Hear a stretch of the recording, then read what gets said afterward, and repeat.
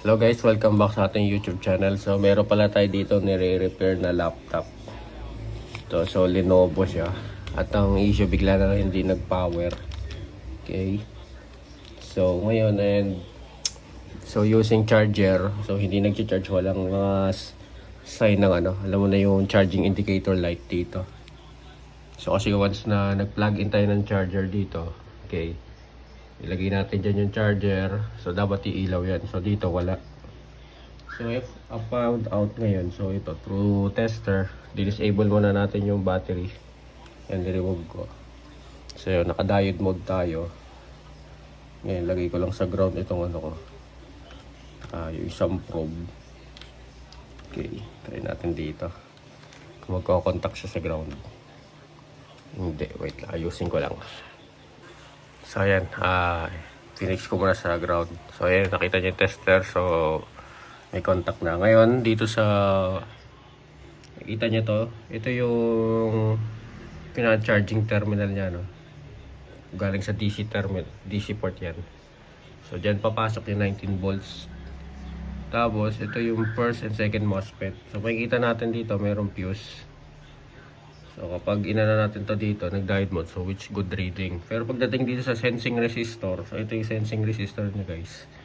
So pag check mo, makikita natin na na shorted. Shorted yung pinaka 19 volts power rail niya. Ayan o. So i-zoom ko para sa inyo. Ayan. So, ituso ko lang maayos.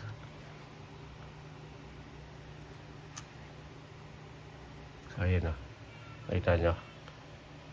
So okay, nahanapin natin na naging cause bakit shorted yan. Okay. So i-remove ko muna itong board dito sa casing. Tapos i-diagnose natin. Okay. Okay guys, so natanggal na natin yung board sa casing. At ito ang na-discover ko, yung wala na sa casing, nag-okay yung reading ng so ito yung tester natin, nag-okay sa sensing resistor. So ngayon, i-check natin ano yung nagiging cause nito. Bakit kanina na siya casing is shorted siya. Either sa mga peripheral components, for example ng Wi-Fi, sa LCD. So i-check natin yan, okay, isa-isa. So balik ko muna din ulit sa casing, tapos alamin natin anong possible naging reason. Okay guys, so ito na ulit yung board, nakakabit na.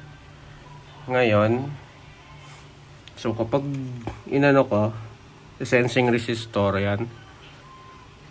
Sensing ko lang. Yan, shorted na naman siya. Sa kabilang side natin. Yan, ayun na shorted. At na-discover ko guys ito. LCD terminal. Kapag nakakabit siya, nag-short yung laptop. So, i-remove ko. Ayan, i-remove natin.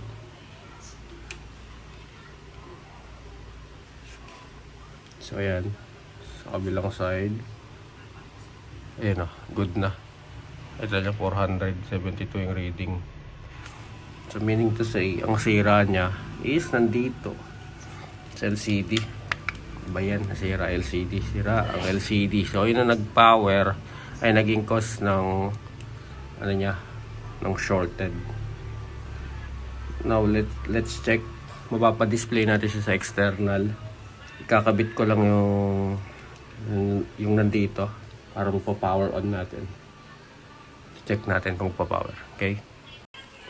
Yan, so nakabit na natin yung line ng power button. Ito kasi power button at saka yung flex.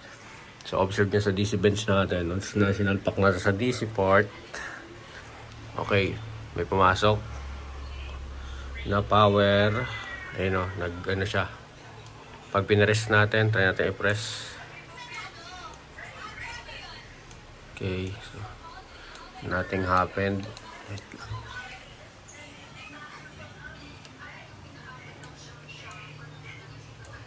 Okay, wala nangyari siya. Hindi nag-trigger. Okay. Check natin muna.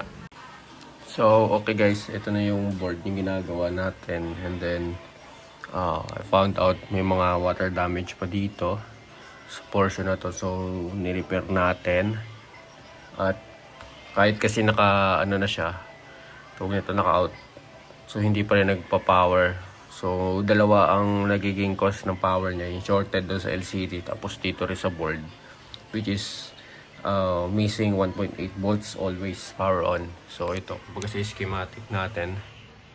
So, yun yung 1.8 always power on. Which is supply din siya sa ito sa BIOS chip.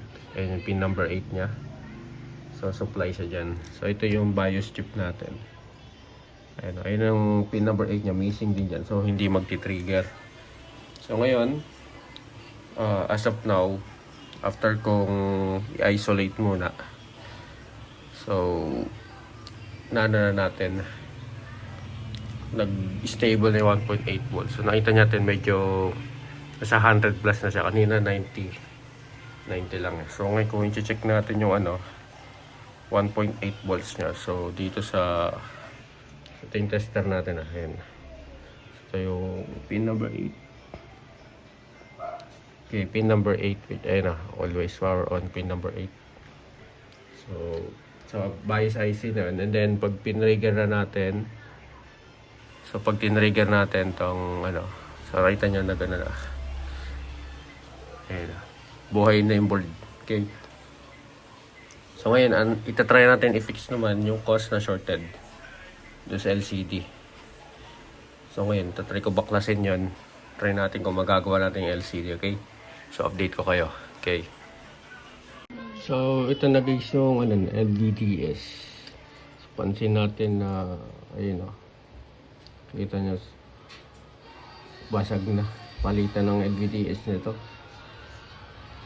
At kahit, kahit nakakabit. Halimbawa, ito lang i-connect natin. Shorted na rin tong cable. Yan, need palitan. Tapos, yun natin? LCD. Damage yung LCD. Ito yung LCD niya. Ayan. So, try natin. Makikita. Ayan, may sukunog din sa loob. So, palitan talaga siya. So, at least solved na to. Ito yung buo. So, may mga other issues pa.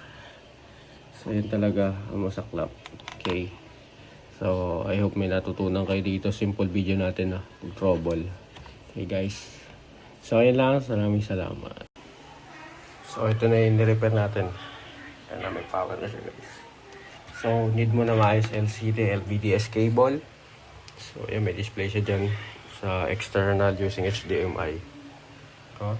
So, ayun lang. So, gagastos mo na dito. Okay? Bye-bye.